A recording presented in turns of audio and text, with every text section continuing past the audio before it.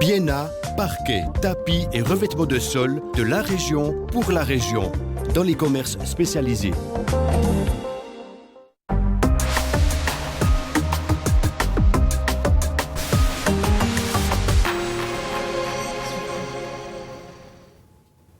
Bienvenue dans notre entretien du jour où il ne sera pas question du projet de rénovation du théâtre Palace comme je vous l'avais annoncé la semaine dernière.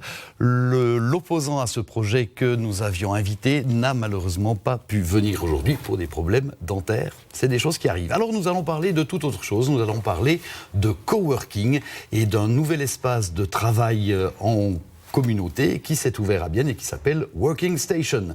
Pour en parler, j'ai le plaisir d'accueillir ces deux cofondatrices, Mireille Lehmann et Maude Buren. Bonsoir. Merci d'avoir quitté la Working Station pour venir nous voir sur le plateau de Télé Bilingue. Alors, du coworking, qu'on pourrait traduire en français peut-être par travail collaboratif, mais on se rend bien compte que c'est un peu compliqué, alors restons-en à coworking.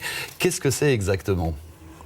C'est un mouvement, une nouvelle façon de travailler qui est née aux États-Unis, dans la Silicon Valley, et qui a pris forme quand il y a toutes ces startups qui ont émergé, et où en fait tous ces potentiels et toutes ces synergies se sont mises ensemble et se sont mises à développer des projets. À l'époque, c'était informatique.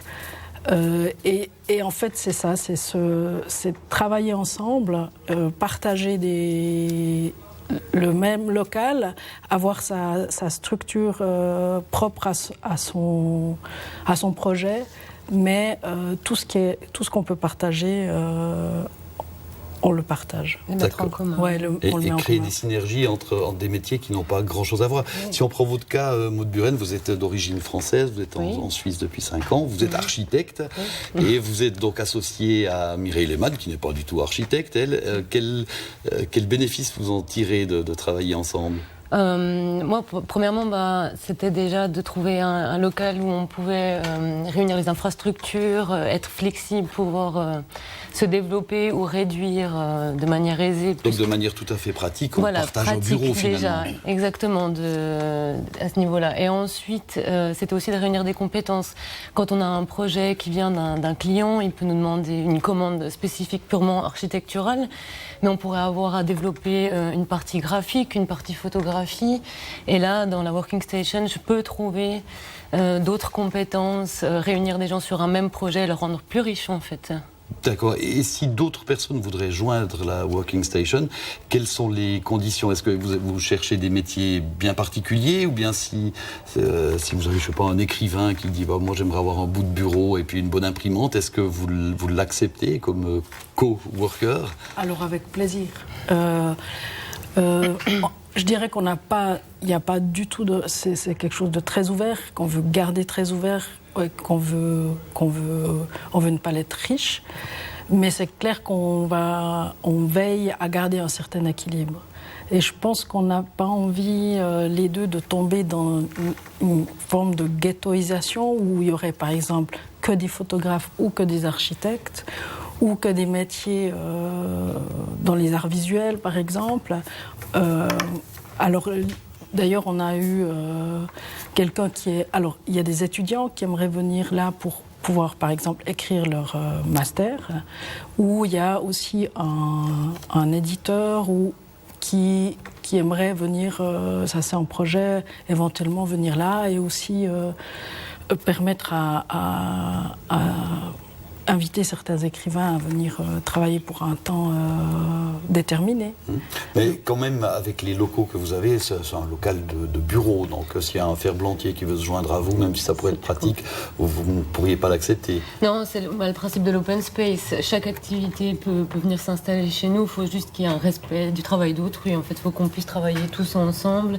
On a une salle de conférence, de réunion qui est fermée, qui est l'espace vraiment intime pour recevoir des clients, par exemple, mais dans le reste du bureau, tout est en open space, donc le respect est de mise. Et financièrement, ça se passe comment ? On devient colocataire si on veut travailler là, ou bien on paye un tarif horaire pour pouvoir travailler dans vos bureaux ? Alors, il y a plusieurs formules. Il y a les résidences, c'est-à-dire que ce sont des coworkers qui ont accès à toutes les infrastructures et qui sont là, qui peuvent être là 7 jours sur 7 et 24 heures sur 24. Et puis on a aussi les nomades qui viennent là ponctuellement. Alors il y a des nomades qui viennent régulièrement. Ça peut être typiquement quelqu'un qui a un travail à temps partiel et qui veut, dans son temps libre, développer un projet ou qui veut travailler sur le développement d'une entreprise, par exemple, où il y a aussi des personnes qui viennent comme ça, qui sont de passage, on va dire. Et Working Station, c'est tout nouveau, hein. Vous avez ouvert ça en février 2016. Les premières impressions, Maud, vous aviez déjà travaillé dans un contexte de coworking ou bien oui, c'est votre première expérience? Non, c'est comme ça d'ailleurs qu'on s'est rencontrés. C'était le premier local que j'ai cherché, j'ai trouvé un espace de coworking à Bienne qui existait déjà et qui m'a permis justement de m'installer à mon compte de manière très facile et rapide. Et c'est comme ça qu'on a développé plus le projet. Et puis dans cet espace, il y a d'autres activités aussi, hein. Vous avez une exposition de photos qui est accrochée en ce moment. Ça, c'est quoi? C'est pour faire de la pub ou bien est-ce que c'est pour vraiment que le lieu ait aussi une autre vocation, par exemple pour des expositions ou des concerts ou des choses comme ça? Alors en fait, ça fait partie un peu de l'esprit coworking aussi, d'avoir un environnement un peu plus, on va dire, décontracté. Et en fait, cet espace, il est dédié aux coworkers qui peuvent proposer des activités. Alors, il n'y a pas seulement des expositions, il y a aussi des performances, des lectures, il y aura des petits spectacles, où il peut y avoir des réunions professionnelles, une entreprise peut louer cet espace et y développer un thème ou travailler sur un produit. Mais à la base, c'est un espace de notre environnement qui est dédié à ce qu'on veut bien y faire. Donc là, on avait un coworker qui est blogueur, mais qui fait de la photo aussi. Et on a proposé de l'exposer. Voilà, il s'agit de Philippe Girard, qui a ramené des photos d'Amérique. Oui. D'accord. Donc vous ouvrez un petit peu votre espace au public, et puis chaque coworker, comme vous dites, peut amener ses idées et tout ça. Est-ce que ça fonctionne vraiment bien, ce mélange? Est-ce que, par rapport à d'autres conditions de travail, est-ce que les gens qui travaillent là échangent vraiment des idées et des énergies entre eux, ou bien est-ce qu'il y a les mêmes engueulades que partout autour de la machine à café et de la photocopieuse? Alors aujourd'hui, jusqu'à maintenant, on n'a pas eu vraiment d'engueulade en tout cas, mais où on est étonné aussi, c'est quels échanges il peut y avoir. On parlait plutôt des échanges professionnels, mais il peut y avoir aussi des simples questions de la vie de tous les jours que chaque indépendant peut être confronté, que ce soit de l'assurance, de comment on fait une facture. Il y a aussi cette entraide-là où chacun peut, par une question, trouver réponse auprès des autres.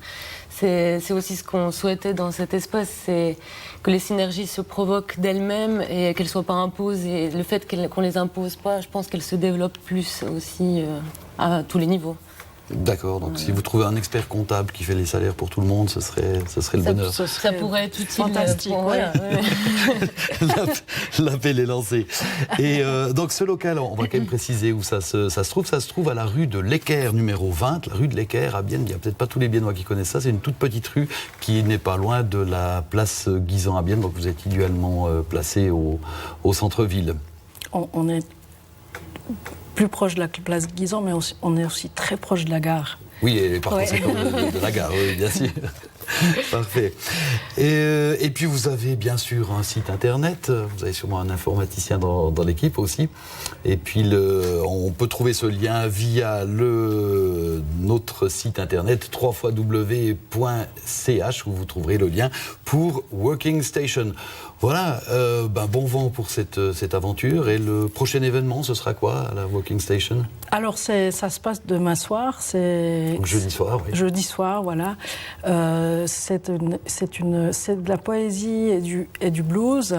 Ce sont des textes lus par Thierry Lutherbacher. Notre collègue Thierry Lutherbacher, Voilà. qui, quand il ne présente pas le talk, est journaliste et écrivain. Oui. Oui, et un son de guitare qui est absolument envoûtant par Tom Losley, que vous connaissez peut-être aussi. J'ai déjà croisé.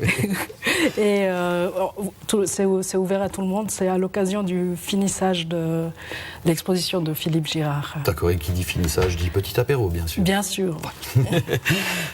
Maud Buren, Mireille Lehmann, merci beaucoup d'être venue nous voir. Merci. Voilà, c'est la fin de notre entretien coopératif. J'espère qu'il vous aura donné une idée de ce qu'est le coworking et qu'il vous aura donné, pourquoi pas, l'envie d'aller jeter un coup d'œil à la Working Station à Bienne.